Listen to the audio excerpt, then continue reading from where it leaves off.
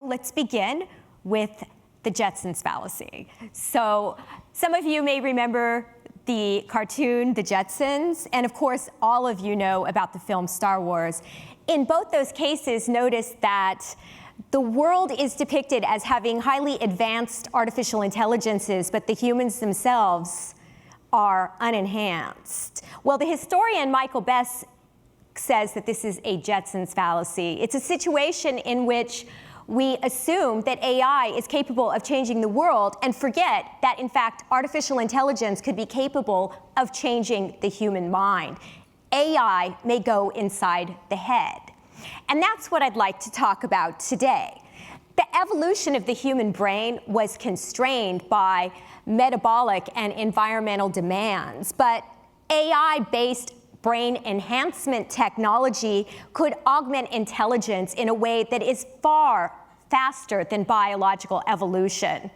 I call this exciting new enterprise mind design. Mind design is a kind of intelligent design, if you will, but we, not some god, purport to be the creators. Today, as a philosopher, what I'm going to do is I'm going to explore the idea of mind design using artificial intelligence technologies invasively inside the head. And in particular, I'm going to explore the idea of a mind-machine merger. And I'm going to ask the question, could you really merge with artificial intelligence? Elon Musk, for instance, has recently commented that humans can keep up with artificial intelligence by having some sort of merger of biological intelligence and human intelligence. To this end, a few years ago, he founded the company Neuralink that has its aim as developing an implantable chip in the head that allows data from your brain to travel wirelessly to your digital devices. There's lots of current work in a similar vein. For instance, the company Kernel. And I imagine DARPA is working on similar things. I mean, they are working on it officially for the purpose of medical therapies, but one person's therapy could become enhancement technology. And in the domain of neural prosthetics or brain enhancement, or excuse me, brain chip therapies, Ted Berger has a very well-known project involving the artificial hippocampus, which is now in clinical trials in humans to aid with memory loss. So in this talk, what I'm going to do is I'm going to suppose that these kinds of technologies take off. AI does move inside of the head. And Musk himself suggests that this could be quite beneficial for the future of humanity for two reasons. First, consider the worry of technological unemployment with increasing automation and increasing sophistication of AI technology. Musk suggests that we enhance our brains in order to keep up with artificial intelligence. Further, he suggests that it's a mean for us to understand the complex workings of superintelligent AIs that we may develop at some point in the future. Well, is all of this really possible? I want to look at these questions from a philosophical standpoint, so let me start with a thought experiment that brings it home. It involves you. So I want you to suppose that it's 2040 and you're out on a shopping trip. You go to the Center for Mind Design. There, you can choose from a variety of brain enhancements. Human Calculate would give you the ability to do mathematics in a highly advanced way, like a savant. Zen Garden could give you the Zen experiences of a Zen master without needing the years of practice. And if clinical trials go as planned, customers would soon be able to purchase Merge, which allows you to gradually, through the use of brain chips in the head, to eventually just augment your intelligence and then migrate onto the cloud. So let me ask you this. How many of you would choose one or more enhancements at the Center for Mind Design, assuming that the medical technology is good.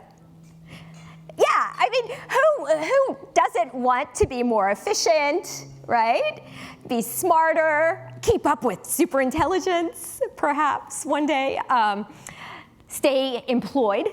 That's sort of scary. Well, as a philosopher, I have so many concerns about all of this. I mean, one thing that I'm not really going to get to today in any detail is that even though the enhancement could lead to extreme intelligence and extreme longevity even, because you could outlive your biological brain, there are worries that this could lead to a dystopia in which individuals are forced to get enhancements in order to keep their jobs or keep up with AIs, or only the rich have enhancements. And of course, there are massive privacy worries with the use of artificial intelligence and data technology today. So imagine if AI goes inside the head. But let's suppose that regulatory work is done, and it's done well, and these issues do not arise. So let's suppose that you really do have an option here to safely enhance without these sci-fi dystopian nightmares in your future. Well, in this case, I want to suggest that there are some philosophical issues you should also consider. I want to talk first, though, about what exactly it means to even merge with AI. So transhumanists are individuals like Elon Musk and Ray Kurzweil who think that humans can overcome their biological limitations through science and technology. And it's awfully hard to object to that as it's framed. But if you look at the trajectory for enhancement that they offer, it's far more radical than merely what the generic claim of transhumanism says. Indeed, if you look here, it says that you start with the 21st century unenhanced human, and then that person engages in significant upgrading with cognitive and other physical enhancements. And then at some point, they become post-human. They become a cyborg who's no longer even technically human. Then, as the technology progresses, and here you get to this idea of technological immortality, you could in fact even upload onto the cloud because you've transferred your neural existence into a digital one. Okay, so the idea then is that you are able to transcend your biological brain. Well, as I framed this view, notice that these transhumanists are suggesting that different parts of the brain will actually be removed and replaced with AI components. That's going to be important to my later points. Well, you might wonder why even talk about such a speculative position. It sounds like a science fiction novel. But of course, it seems increasingly with AI technologies that science fiction can become science fact far quicker than we think. Further, I find in my experience at Washington, D.C., where I work with members of Congress and others in politics, as well as just in interacting with tech leaders, that transhumanism has become very influential. It's an influential view of the future of humanity that we see in pop culture as well, this idea of merging with our technology so that we're no longer biological beings. So is that sensible? My perspective is this. I suspect that there could be design ceilings on human intelligence augmentation. I'm interested in limits on human intelligence enhancement that aren't imposed by evolution or medicine. They are philosophical in nature. Okay, so that's what I'm going to talk about. Of course, neurotechnology will inevitably have its own limits as well. But today I'm going to look at philosophical walls on enhancement that may be there. And that should actually influence the way we think about the human future, as well as the direction we go with neurotechnology and the way that we decide we want to integrate with artificial intelligence, if we do that at all. First, I'm going to talk about a consciousness ceiling. That arises if microchips fail to underlie conscious experience. Then I'm going to talk about a self-sealing, a point beyond which the person who attempts to enhance is no longer the same individual they were before. That individual who sought enhancement actually stops existing. Okay? This is an issue in philosophy in the field of metaphysics. Okay, so let's get started. I want to start with consciousness, and consciousness is in fact the center point of my new book. So when you see the rich hues of a sunset or you smell the aroma of your morning coffee, notice that it feels like something to be you. You are having conscious experience. Okay, you are conscious throughout your waking life and even when you're dreaming. It's that your life has a felt quality to it, which makes it so wonderful for you to exist at times, but also so incredibly difficult at other times. Consciousness is not the same thing as conscience. I remember when I first thought of these issues as an undergrad, I kind of confused them, and it's natural. So Jeffrey Dahmer didn't have much of a conscience, but he was a conscious being. It felt like something to be him, okay? So that's something to bear in mind. Now, Richard Dawkins said something very provocative, he often does, in this film that we were both on called Super Sapiens, The Rise of the Mind. He said, "It's not obvious to me that a replacement of our species by our own technological creations would necessarily be a bad thing." And I hear this a lot.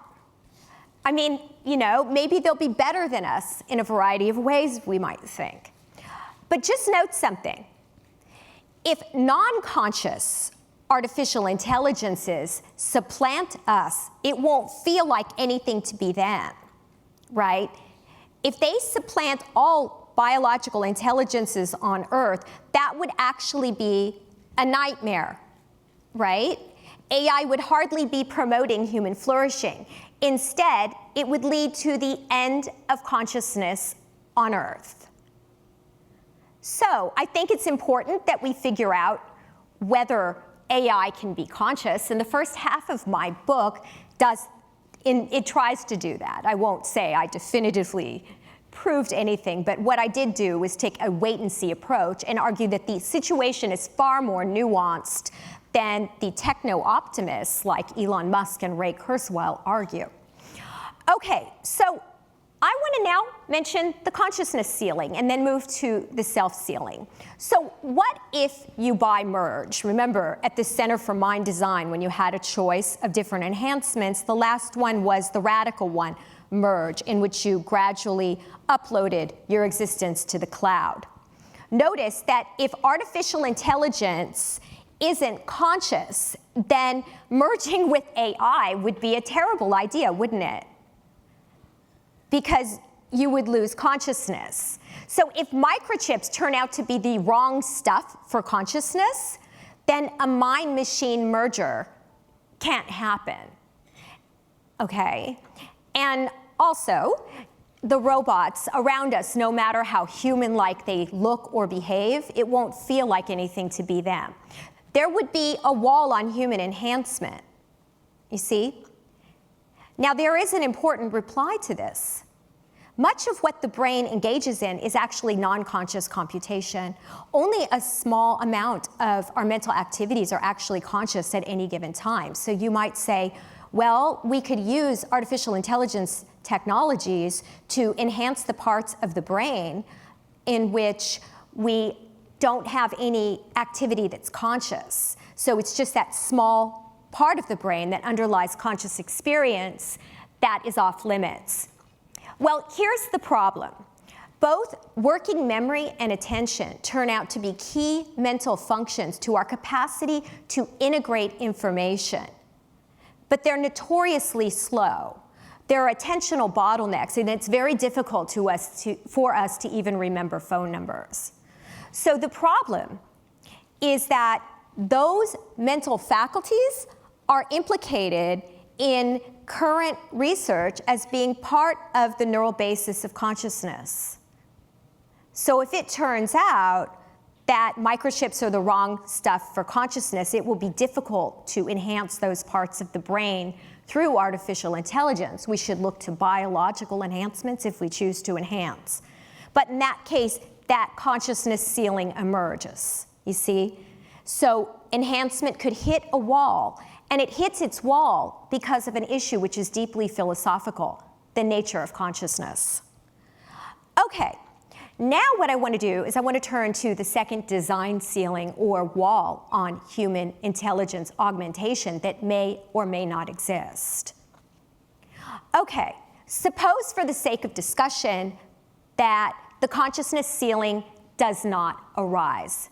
So microchips can be the right stuff to underlie human conscious experience. So we can swap out neural tissue with artificial intelligence components and not lose the felt quality of our mental lives. Well, even if this is the case, I want to suggest that there's a deep problem. So go back to the Mind Design Center and think about the menu of enhancements. So you have these alluring possibilities, right? I like the idea of getting Zen garden, right? So in order to understand whether you should purchase these enhancements and even seek to merge with AI, it's important that you understand what you are, okay? That is to say, it's important to think about the nature of the self, mind, and person. In particular, let's ask, what is it to even be a person? Would you continue to exist if you radically change your intelligence levels and your mental, all kinds of mental capacities, or would you be replaced by someone or something else? To answer this question, we have to look at the metaphysics of everyday objects. So metaphysics is a key area in philosophy that studies the fundamental nature of reality. And I'll use an example. Consider getting an espresso shot, and you're standing in front of the espresso machine, and I say to you, okay, they just turned the machine off. Has the machine ceased to exist in any kind of real sense? And your answer is like, well, no, because you haven't changed anything essential about the machine. But suppose I grab my ray gun and I vaporize the machine. Well, then you're going to say, yes, the machine has in fact ceased to exist. The upshot is that some features of a thing are essential to its continuing to exist while others are not. And the big question here is, what is essential for you to continue existing? How many of you would say your brain? Seems reasonable. Okay. So I think we need to think about this before we enhance. So consider the idea that you are your brain, or that your brain is somehow essential to your survival. If that's the case, you shouldn't buy Merge, because you would have removed parts of your biological brain, so you'd be killing yourself, right? And how many of you are confident that you're not your brain and, say, nervous system? Sort of doesn't matter. You can add all kinds of other components. So only one person, you see. Okay, so the point here is that even if the technology works, in that case, the sharper mind and fitter body that you get through enhancement would be experienced by someone else. You would have ended your life in the process of enhancing. That's not much of an enhancement, right? So that's why it's important to think through these issues, because we want to avoid perverse realizations of AI technology. This is the self-sealing then. It's a point beyond which the person who attempts to enhance is no longer the same individual they were before. For the procedure causes the individual who sought enhancement to no longer exist. The problem is that the nature of the self is extremely controversial in the field of metaphysics. We don't know whether there is such a self-sealing because we don't definitively know the nature of the self. And we don't know how high or how low the self-sealing would be situated. So let me explain this in a little bit more detail. So there are various theories in the field of metaphysics on the nature of the person. One is simply brain-based materialism, which says you are your brain. But another one, which a lot of transhumanists identify with, is what's called the psychological continuity view. And on that view, you are essentially your memories and your ability to reflect on yourself. This goes back to the work of the philosopher Locke. And in its most general form, you are your overall psychological configuration, what Ray Kurzweil and a lot of other transhumanists refer to as their pattern. Well, patternism is this version of the psychological continuity view that a lot of transhumanists like Nick Bostrom and Ray Kurzweil hold. And as a cognitive scientist, it appeals to me as well, at least initially. It says, in particular, what is essential to you is your computational configuration. The sensory systems or subsystems that the brain has, such as early vision, the association areas that integrate the basic sensory subsystems, the neural circuitry, making up your domain general reasoning, your attentional system, your memories, and so on. Together, this forms the algorithm that your brain computes. How's that sound? Does that sound like a good view? Yeah, I see some nods. I mean, I think it is attractive, at least at first blush. But what I want to ask shortly is whether it really justifies the perspective that you should merge with AI. Other views that have been very important in these debates and in society as well, for example, consider the soul view, which just says that you are your soul. Okay? Another view that has been very influential in philosophy and also within Buddhism is the no-self view. This says the self is an illusion. There's no underlying self there. There's no survival because there's really no person. So, now that we have some of these theories in our minds, let's go back to the question, should you merge with AI? Well, each of these views of personal identity actually has its own implications about whether you should enhance your brain in these radical ways. If you're a brain-based materialist, as I mentioned, then you can't change substrates, so you cannot merge with artificial intelligence in the way the transhumanists envision. So these invasive brain chips, if they actually replace neural tissue, will actually end up eventually killing you, right, at some point. And you don't know where, you don't know at what point that will be the case. You'd be replaced by something else. So that means that neurotechnology should develop biological brain enhancements and minimal AI enhancements that do not replace or damage key parts of the brain. So there's a concrete proposal for research there based on that philosophical issue. The soul theory, on the other hand, suggests that your decision to enhance would seem to depend on whether you have justification for believing the enhanced brain and body would actually retain that soul or immaterial mind. And that's an issue for religious advisors. Okay. The no-self view says that you can't really merge with AI at all because there's no self that would survive in any case, right? There's no you. As Nietzsche puts it, the I is a grammatical fiction. Still, you may strive to enhance. For instance, you might find intrinsic value in adding more superintelligence to the universe. You might value life forms with higher forms of consciousness and think that your successor should be such an individual. Now let's turn to patternism. As I mentioned, this is the view adopted by many transhumanists. So if we have the transhumanist view of the nature of the self in hand, you would think it would be easy to justify merging with artificial intelligence. Not so. There are so many problems with the view. I'll just name the key one. A key one is called the reduplication problem. So suppose you're just your pattern. If that's the case, then suppose you upload your pattern. In principle, couldn't it be downloaded to hundreds of copies of you? Maybe they're clones of your biological body. Which one is you?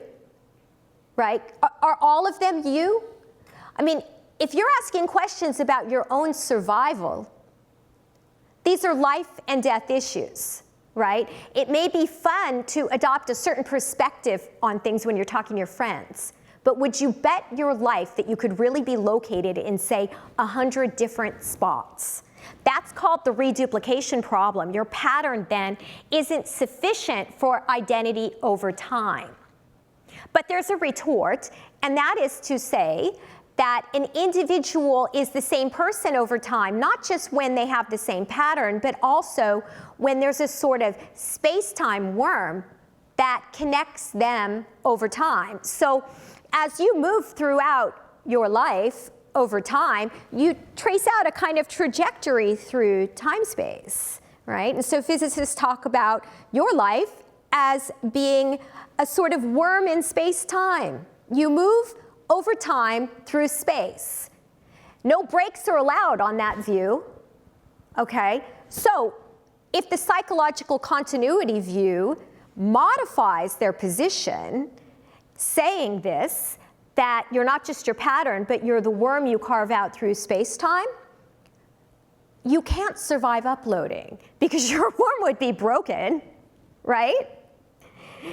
And even if you took out like a third of your brain and located it somewhere else, for example, or even if you replaced your brain with microchips, that wouldn't be anything like a normal space-time worm. So what I'm wondering is how this position even justifies radical enhancements, because I would assume that if, transhumanists are suggesting this kind of route for the future of humanity, there would be some underlying coherent rationale for the position. But of course, I'm just talking about the leading kind of theory of the nature of person. Maybe they have something else in mind. For instance, the influential transhumanist Jim Hughes is a Buddhist, so he takes the no-self view.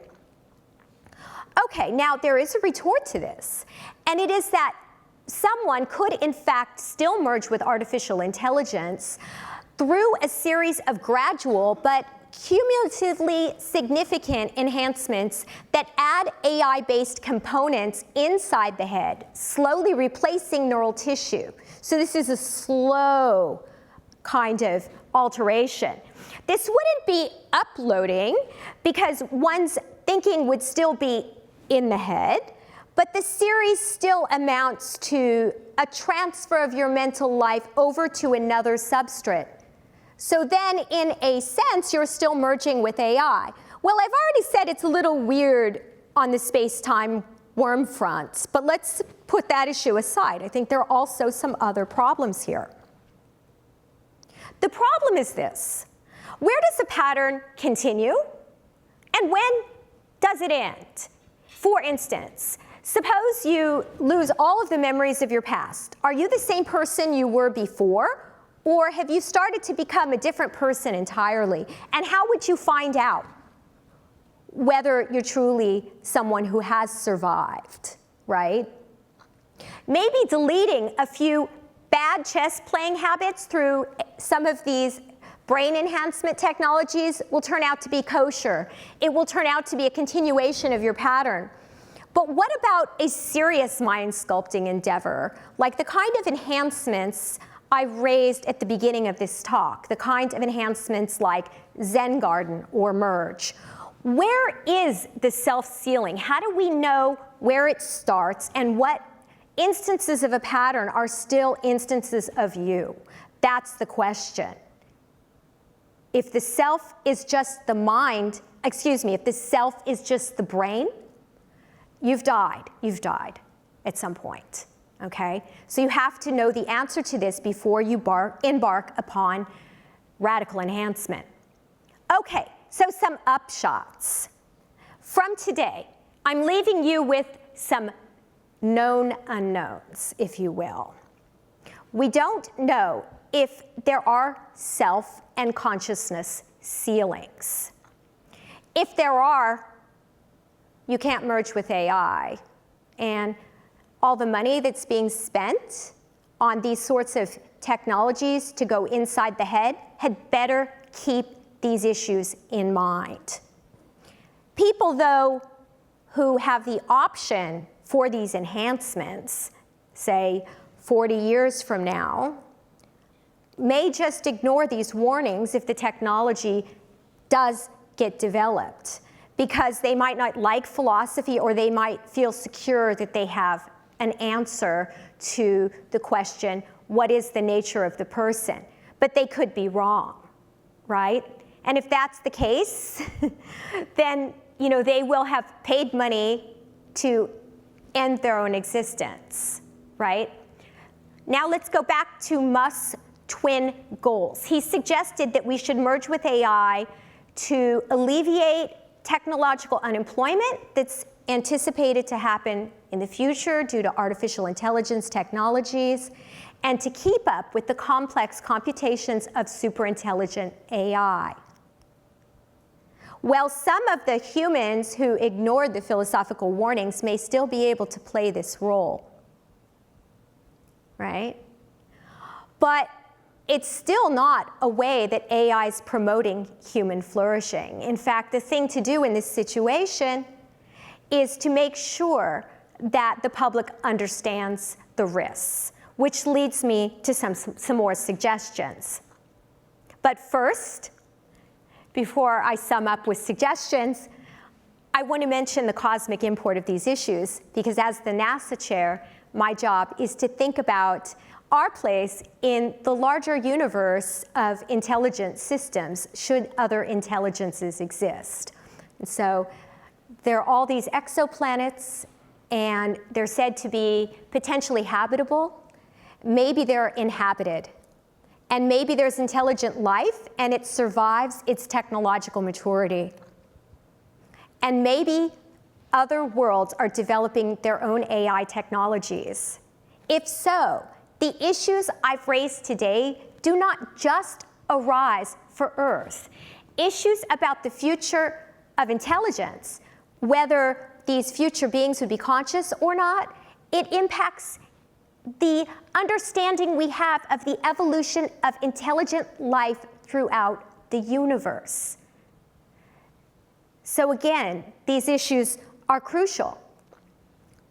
The takeaway here, to go back to Earth, is that as AI technology turns inward, reshaping the human brain, we may actually be playing with tools that we don't understand how to use. The self, the mind, and consciousness. An insufficient grasp of the nature of the self, mind, or consciousness could actually undermine the use of artificial intelligence and brain enhancement technology. So my suggestion then, as we move forward, is that philosophy and AI and neurotechnology stay in dialogue, because often our social development lags behind our technological innovations, and it's important that we hit the ground running on these issues. And concretely, we should definitely watch the results of implanted chips as they're developed when they start to replace parts of the brain that are found to underlie conscious experience. Because we will be able to tell, or so I argue in my book, that the felt quality of experience has been altered by the AI technology. So in other words, we will learn whether microchips are the right stuff for consciousness as we replace parts of the brain responsible for consciousness in the context of neural prosthetics. So already medicine is working on all sorts of chips in the brain, right? As I mentioned at the beginning of my talk, such as the artificial hippocampus. So should we begin to replace parts of the brain that underlie consciousness, we should see whether consciousness has been altered, and that will instruct us on whether microchips of that sort actually underlie conscious experience, or whether the whole idea of machine consciousness is off the table. So that's productive. I think we may actually see an answer to the consciousness sealing issue, okay? On the other hand, I don't know how we would ever figure out the self-sealing issue. I think that is very difficult, because if you replace parts of your brain with isomorphic chips that do exactly the same thing, right? You may cease to exist, but that creature there is still functioning and has highly sophisticated abilities, and it may even believe it's you. So the answer here, the path forward in this context, is not to stop working on brain enhancement technologies. Instead, I believe we need to inform the public of the risks. So in the context of genetic testing, for example, most hospitals require that individuals have genetic counseling before getting their test results so that they understand the perils of genetic testing as well as the benefits. Well, I think, 40 years down the road, should people actually consider brain implant technologies for enhancement purposes, they should actually sit down and learn the philosophy. Okay? Because otherwise, it's disingenuous of AI companies to develop the technology and sell it to people so that they can keep their jobs or keep up with the complex computations of superintelligence. And of course, all this has been assuming that the use of AI in the head still respects people's privacy and that there aren't horrible cybersecurity nightmares there. Furthermore, even enhancements that merely involve the rapid or even gradual replacement of parts of one's brain without enhancing one's cognitive or perceptual skills, those might be risky. You see? Because as discussed, the brain could turn out to be essential to the self. And in that case, you would have died.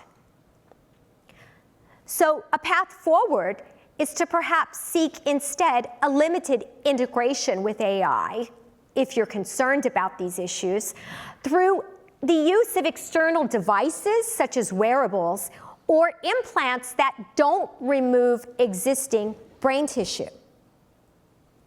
But some problems still arise if you put implants, say, elsewhere. Maybe you remove the appendix and add some brain chips there or whatnot.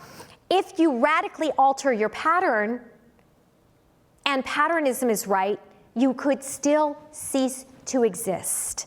Thank you.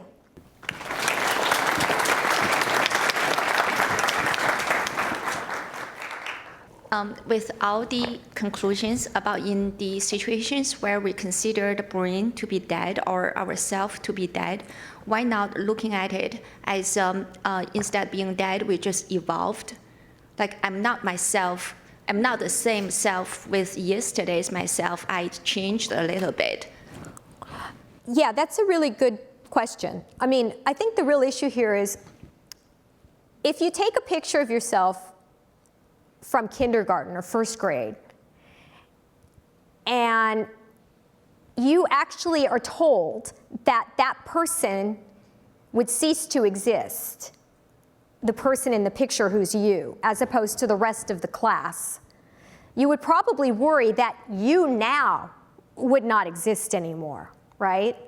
So the real question here is which changes are just changes that evolve you as a person, like ways you develop, right? Like what you major in, who you marry. I mean, these are all monumental shifts in who you are, but they are not what I've called alterations in your essential properties. So the question here is what is essential to you such that you would no longer exist anymore?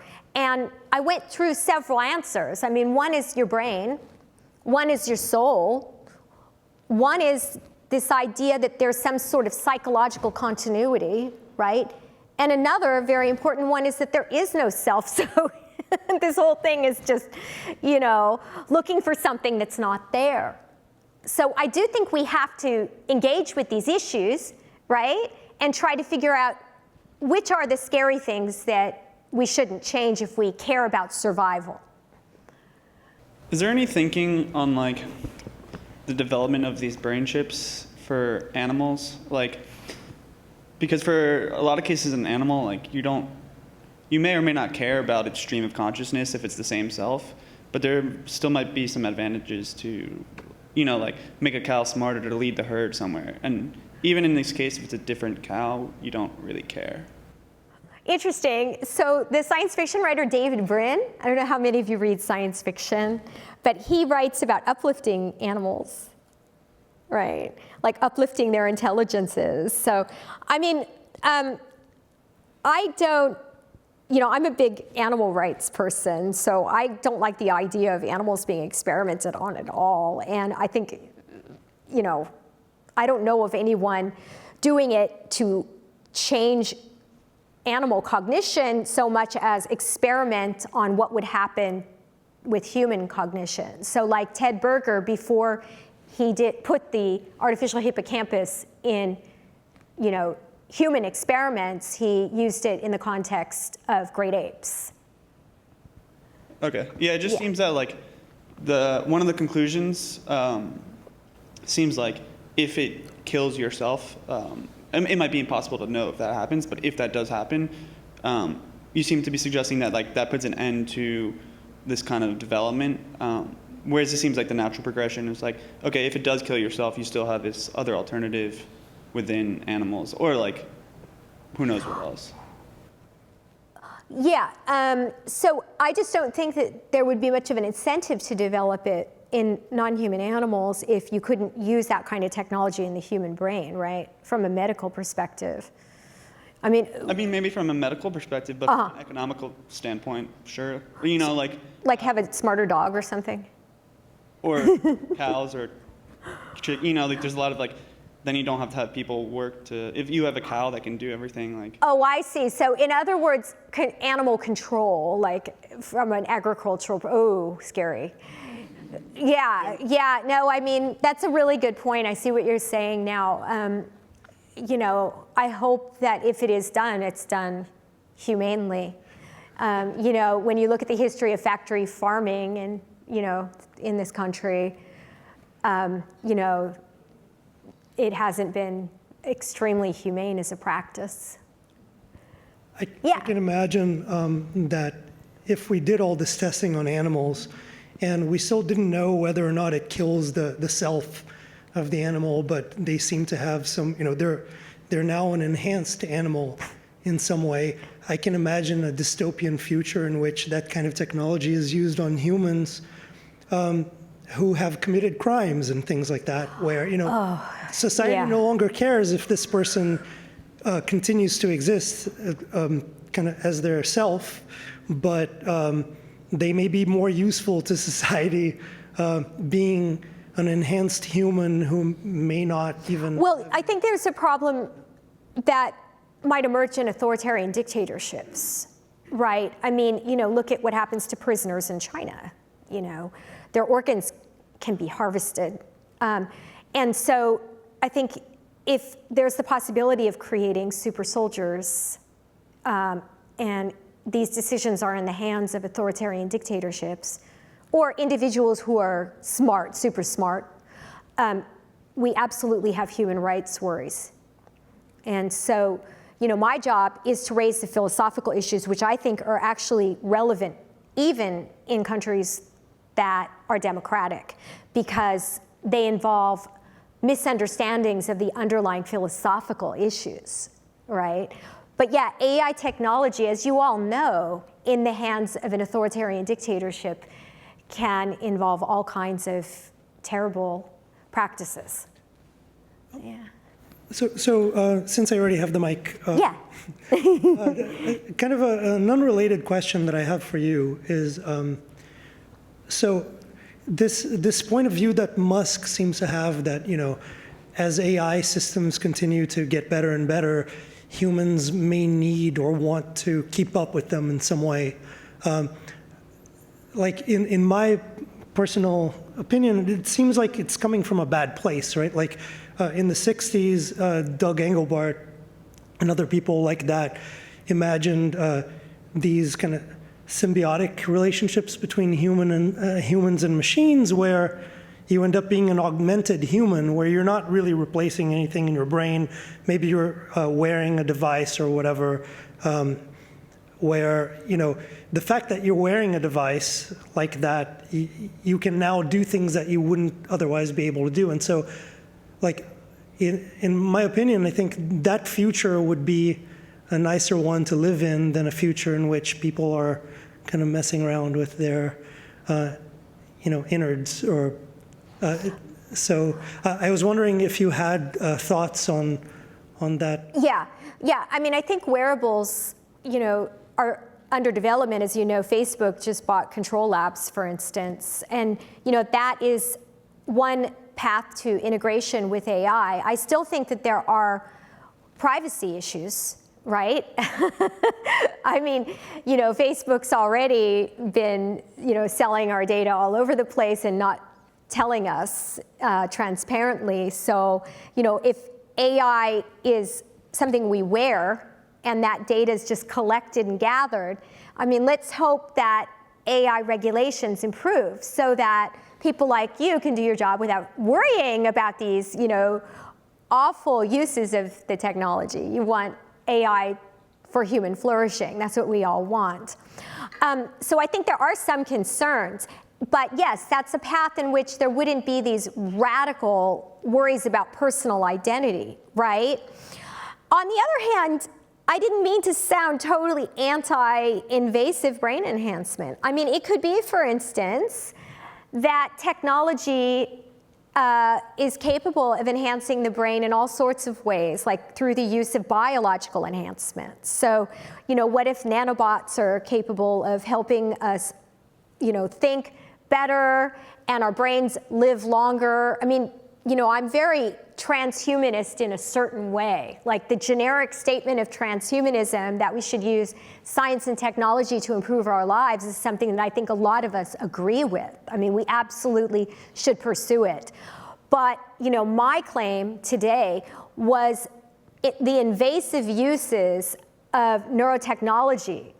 Like, should we really put chips in the head? We'd better watch out for shifts that are too radical in our personalities, especially if you believe patternism, or if the chips actually end up removing or damaging parts of the biological brain. Of course, if somebody needs a neuroprosthetic, if they need a brain chip because that part of the brain isn't working properly, that's another matter.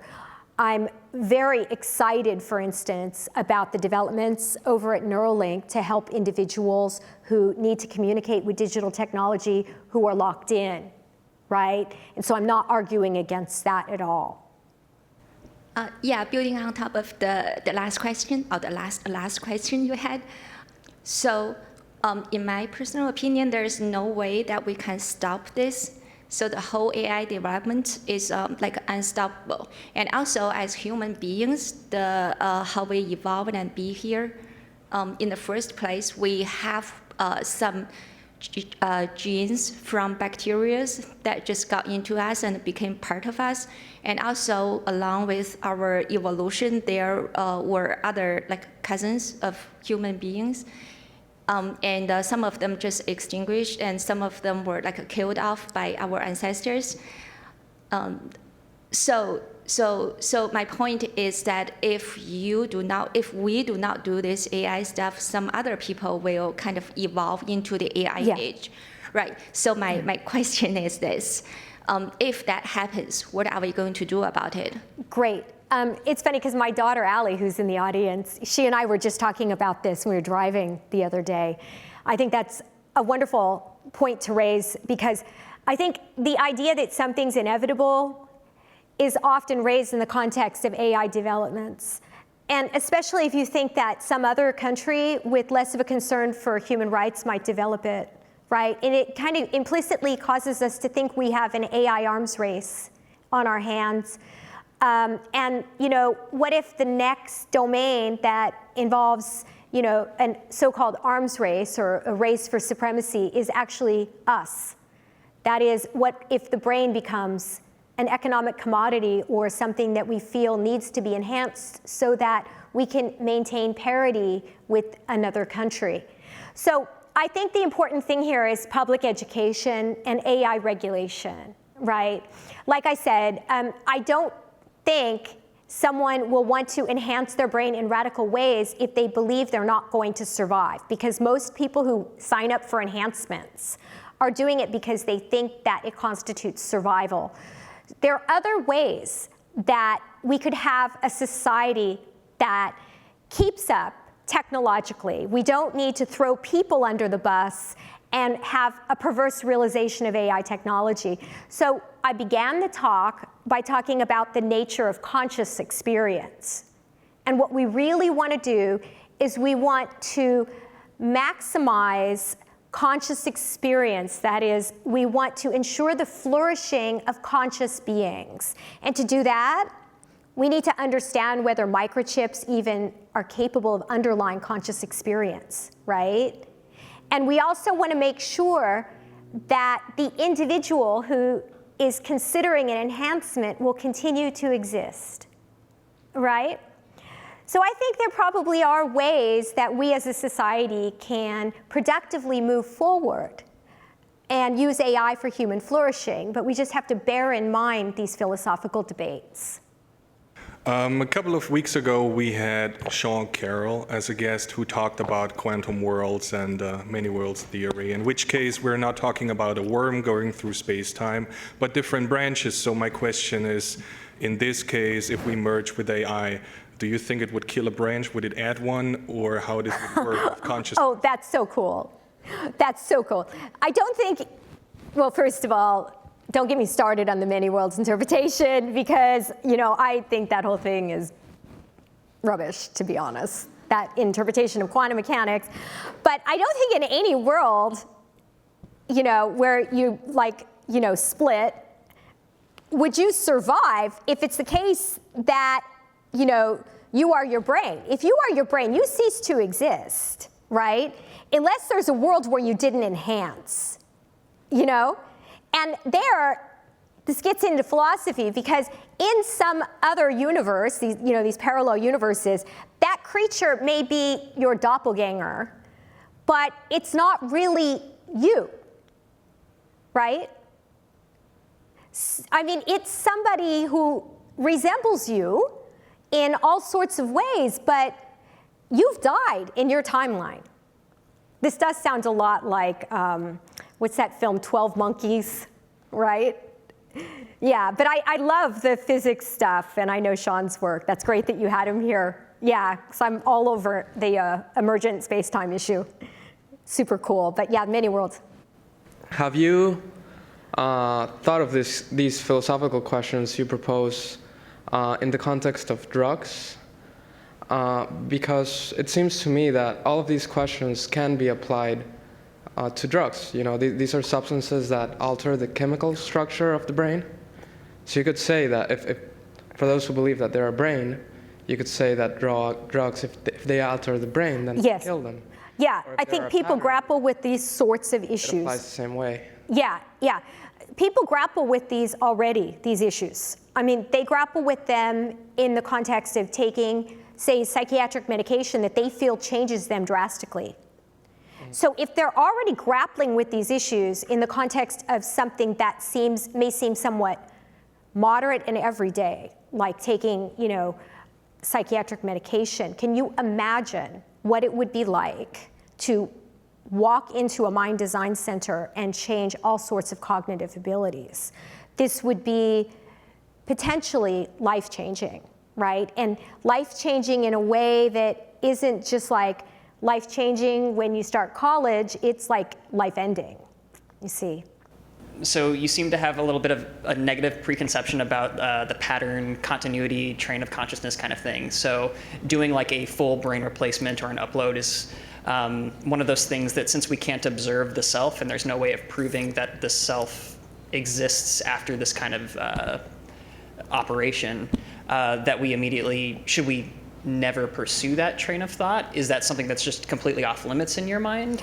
Or is it something that we should be, you know, probing and exploring, and it's still on the table? It's the latter. Okay. So I wrote the book for people like you know, and for the younger generations who may have to make decisions about machine consciousness and brain enhancement. And I think everybody considering these issues should deliberate and understand that a stance of what I call metaphysical humility is suggested, and that means that understand that there's no easy answer to these vexing questions. In fact, these are classic philosophical issues, which if you've taken philosophy classes, you realize you can't really definitively prove something often when it comes to these classic philosophical debates, because they're very difficult. And how would you run an experiment on whether the self is a pattern? So what I want is for people to be humble in the face of this. And some people may choose to be extremely daring, and maybe they don't even really care if they continue to exist, but I want them to understand the issues.